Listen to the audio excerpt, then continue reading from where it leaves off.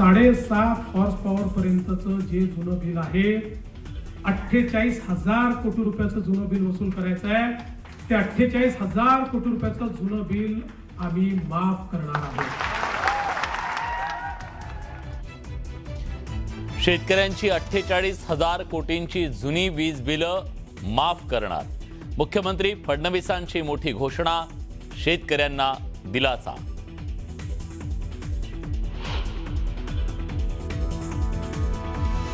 एसटीच्या 10% हंगामी भाडेवाढीला 31 जुलैपर्यंत मुदतवाढ. वाढत्या डिझेल किमतीमुळे एसटी महामंडळाचा निर्णय सर्वसामान्यांना मोठा फटका.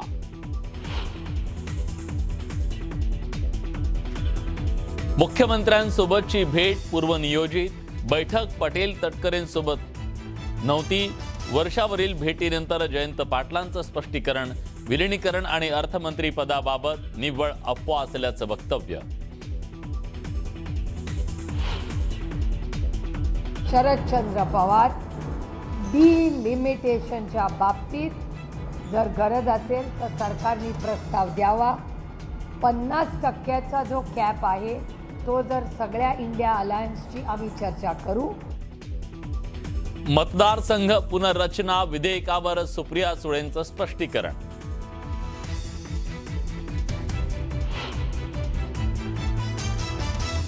विनायक राऊत आणि त्यांच्या कुटुंबियांचा अटकपूर्व जामीन अर्ज कोर्टानं फेटाळला.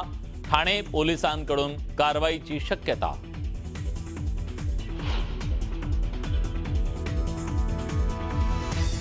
22 जुलैला अजितदादा पवारांची जयंती अधिकृतपणे साजरी होणार. शासकीय कार्यक्रमांच्या यादीत समावेश. राज्य सरकारचा महत्त्वाचा निर्णय.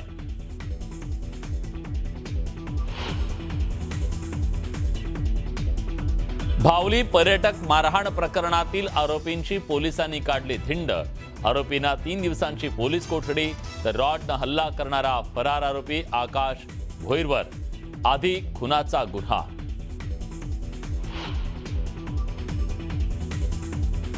हॉटेल व्यावसायिकाच्या हत्येच्या निषेधार्थ सलग 4थ्या दिवशी श्रीरामपुरात कडकडीत बंद. आरोपींवर मोक्का अंतर्गत कारवाईची सर्व पक्षीयांची मागणी.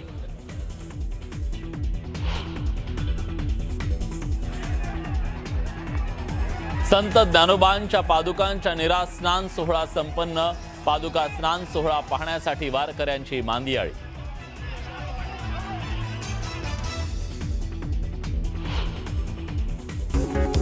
पुढची बातमी आपण बघूया. नवी मुंबई आंतरराष्ट्रीय विमानतळावरती आज पहिल्या आंतरराष्ट्रीय नियमित विमानसेवेच्या पहिल्या विमानाचं आगमन झालेलं आहे. अबुधाबीहून आलेलं एअर इंडियाचं विमान सकाळी 10:20 उतरलं. दरम्यान विमान उतरल्यानंतर विमानाला वॉटर कॅनन सॅल्यूटची सलामी देण्यात आली. आणि नवी मुंबईच्या विमानतळावरची आपण ही सगळी दृश्य बघतोय. विमानाला वॉटर कॅनन सॅल्यूट देण्यात आला आणि त्यावेळी आपण ही सगळी दृश्य बघतोय.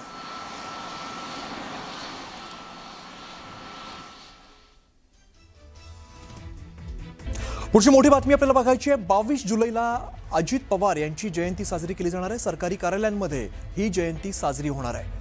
राज्य सरकारकडून शासन निर्णय हा जारी करण्यात आलेला आहे. मोठी बातमी आपण बघतोय. 22 जुलैला अजित पवार यांची जयंती साजरी केली जाणार आहे. कार्यालयांमध्ये जयंती साजरी होईल.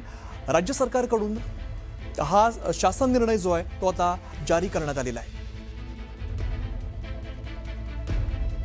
सरकारी कार्यालयांमध्ये जयंती साजरी केली जाणार आहे. 22 जुलैला अजित पवार यांची जयंती साजरी केली जाणार आहे. सरकारी कार्यालयांमध्ये ही जयंती साजरी केली जाईल आणि या संदर्भातला जो शासन निर्णय आहे तो आता राज्य सरकारकडून जारी करण्यात आलेला आहे.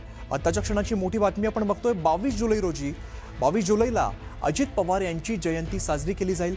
सरकारी कार्यालयांमध्ये ही जयंती साजरी होणार आहे. आमच्या प्रतिनिधी प्रणाली कापसे सध्या आपल्यासोबत आहे. त्यांच्याकडे आपण थेट जाऊया. प्रणाली, मोठी अपडेट समोर येते, मोठी बातमी समोर येते. 22 जुलैला अजित पवार यांची जयंती साजरी केली जाणार आहे. ती पक्ष पातळीवरही साजरी केली जाणार आहे आणि त्याचबरोबर ती शासकीय ठिकाणी सुद्धा साजरी केली जाणार आहे. पक्ष पातळीवर तर बऱ्यापैकी जर आपण घेतलं तर सगळ्या जिल्ह्यांमध्ये सप्ताह साजरा केला जाणार आहे.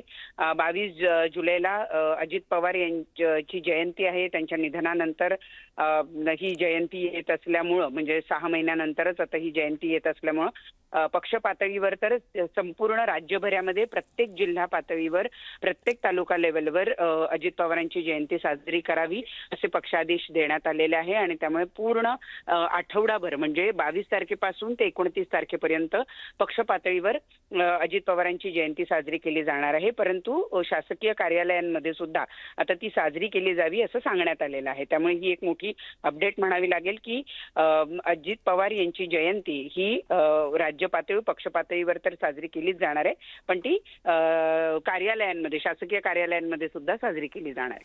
बरं प्रणाली, धन्यवाद या माहितीसाठी.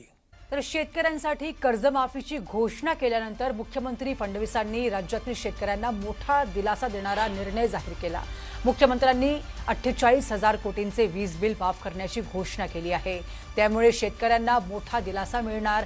शेतकऱ्यांची पाटी कोरी झाली पाहिजे आणि त्याला इतिहास लिहिता आला पाहिजे, यासाठी हा निर्णय घेत असल्याचं फडणवीसांनी म्हटलंय.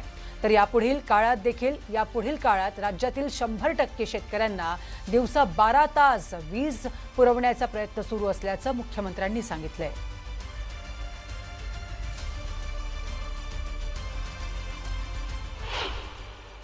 7.5 हॉर्स पॉवर पर्यंतचं जे जुनं बिल आहे, 48,000 कोटी रुपयाचं जुनं बिल वसूल करायचं आहे. ते 48,000 कोटी रुपयाचं जुनं बिल आम्ही माफ करणार आहोत.